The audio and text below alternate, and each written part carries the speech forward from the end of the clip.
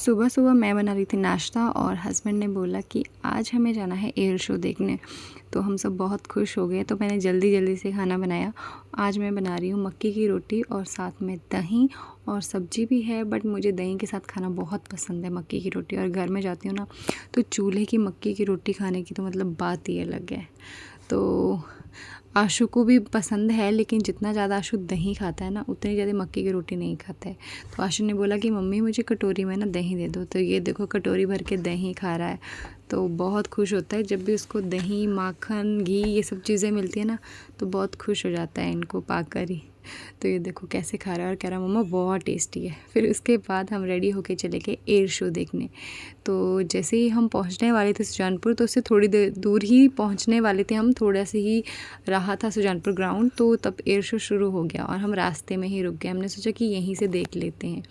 तो फिर ये देखो हम सब, मम्मी, मैं, आशु, हस्बैंड, हम सभी गए थे। और ये देखो एयर शो शुरू हो गया।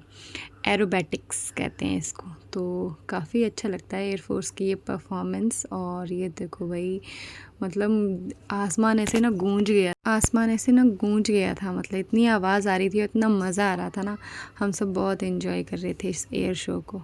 और ये देखो, और फ्लाइट्स, मतलब ये जहाज़ कहाँ से मतलब ऐसे निकल रहे थे ना, कुछ पता ही नहीं चल रहा था।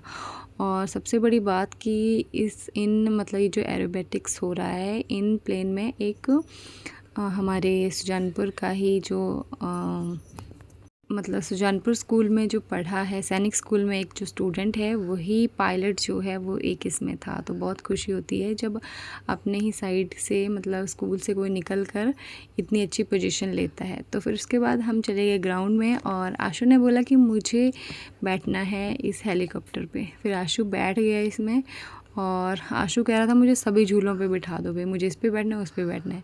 फिर उसके बाद मुझे मिल गई मेरी ननद की बेटी और हम दोनों ने मिलके फिर यहाँ पे एंजॉय किया। तो उसने बोला कि चलो मामी हम इस पे झूलेंगे। ये था ब्रेक डांस वाला झूला। तो काफ़ी झटके लगते हैं इसमें भी।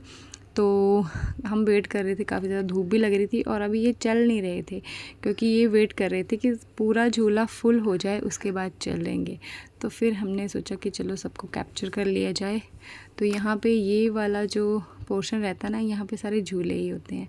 तो फिर उसके बाद मुझे मिल गई मेरी फ्रेंड, कॉलेज फ्रेंड, यानी कि स्कूल टाइम में भी थी और कॉलेज में थी। तो बहुत खुशी होती है जब अपने फ्रेंड को भी मिल जाते हैं। तो मैंने सोचा कि इसको सरप्राइज़ करूँगी, इसकी आइज़ क्लोज़ करूँगी, बट उसने मुझे देख लिया और काफ़ी अच्छा लगा उससे मिलके। और क्या होता है ना, कॉलेज से जब बिछड़ जाते हैं, शादी हो जाती है सबकी, तो बहुत टाइम बाद मिलना होता है। तो ये उनके मम्मी हैं।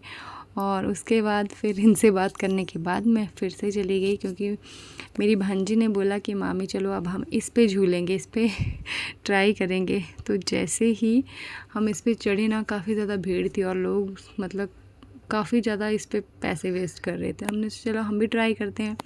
तो फिर हम चले गए। जैसे ही स्लो चल रहा है, तब तो इतना ज़्यादा मतलब नहीं पता चला, और जब ये थोड़ा ऊपर जाने लगा ना, तो मेरी भांजी भी डर गई और मैं भी, चलो थोड़ा इतना तो नहीं, पर उसके बाद से इस पे झूलने के बाद मेरा मन बिल्कुल ख़राब हो गया।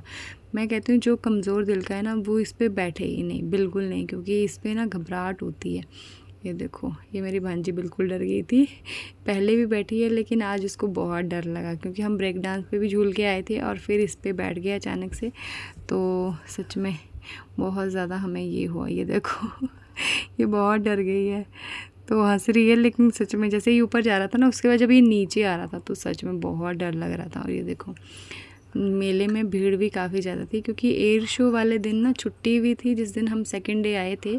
तो फिर उस दिन हम ये सब एंजॉय कर रहे हैं, तो भीड़ काफ़ी ज़्यादा थी, बट काफ़ी मज़ा आया। फिर उसके बाद हम मेले में घूमे और रात को चले गए घर।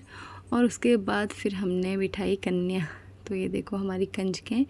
तो ये मेरी ननद की बेटी है, एक मेरी जेठानी की बेटी है, और एक और दूसरी वो मेरी जेठानी की बेटी है। ये जेठानी का बेटा है, और साईं और आशु। तो इसी के साथ ब्लॉग ख़त्म हुआ। अब मिलते हैं अगले ब्लॉग में। Bye bye, good night.